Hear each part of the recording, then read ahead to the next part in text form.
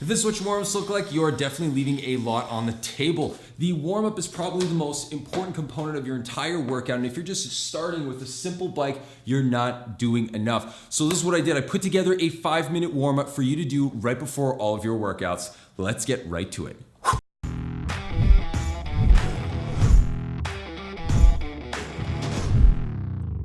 So the first thing is, let's get that system set up so that you guys have an idea of what we're doing. We're gonna be doing soft tissue, basically releasing and rolling the muscles. Then we're gonna be creating some space in the joints, but doing some flexibility movements. And then we're gonna finally activate the muscles that we need to be firing from the get-go. So we're gonna need, right over here, I'm gonna jump out of frame here for a second. We need a foam roller. So starting on the ground, we don't have much more than 5 minutes. So this thing's gotta be really, really quick. So I'm starting with the foam roller at the top of the knee, rolling up to the hip, and then coming all the way back down to the knee. So I'm gonna be rotating my leg in as I move, and then rotating it back out as I come up and down. So what I'm trying to do is hit as much of that quad muscle as I possibly can. Now, the reason I'm gonna be cutting this short, kind of going over only 2 areas, which I'm jumping up to the glute now, so rotating, crossing that leg, and rolling the leg that's crossed. But like I was saying, the reason why we're keeping it nice and short is simply because we don't have much time, and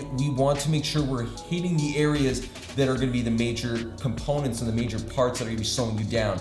So that's gonna be the hips, releasing the quads. These are the areas that usually get tight throughout the day because we're sitting the entire day. So now that you've rolled that out, we're gonna get rid of the roller. The next thing we're gonna do is start doing some mobility. So basically what I like to do is the 90-90 stretch. This is my go-to one. So we're gonna start here, roll to the opposite side, get here, and then basically flip-flopping from one side to the other. So we're never really, we're trying to avoid touching the ground as much as possible.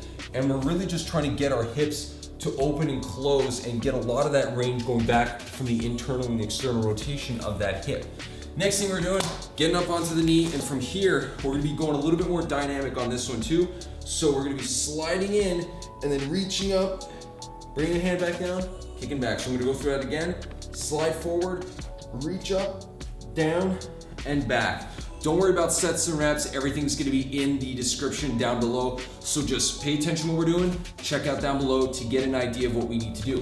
The next thing we're gonna be doing is activation. This is the final part. This is actually probably the more important part because this is what's gonna be getting the right muscles to fire. So the first exercise we're doing is gonna be a basic leg drop. So from here, keeping that contracted core, holding it in that stable position, dropping it, tap my heels, and alternating from right to left, back to right, and back to left.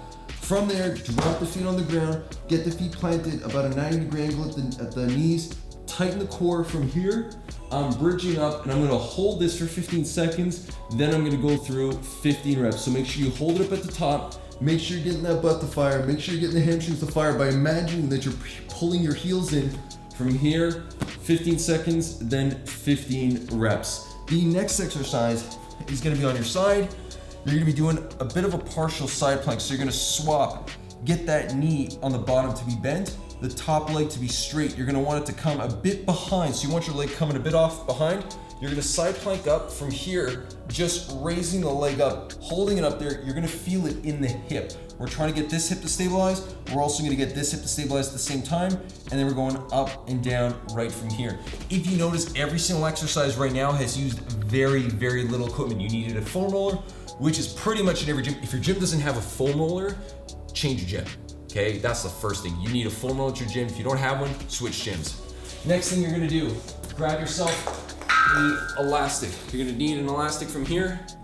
Basically, all you're doing is pulling it across the chest. This is gonna get that upper body warmed up. So the shoulders are really important to warm up. If your shoulders and your shoulder blades are not moving really, really well, you are not gonna be able to stabilize and get enough weight lifted. So you need to warm up the shoulders properly. This is one of my favorite exercises for that. So basically what I'm doing is pulling it open across my chest from here, slowly letting my arms come back in. I'm not just pulling it out and then letting my arms slap in together. I'm not gonna be getting the result that I want. I wanna open it up and then know that I can control this entire resistance the whole way in.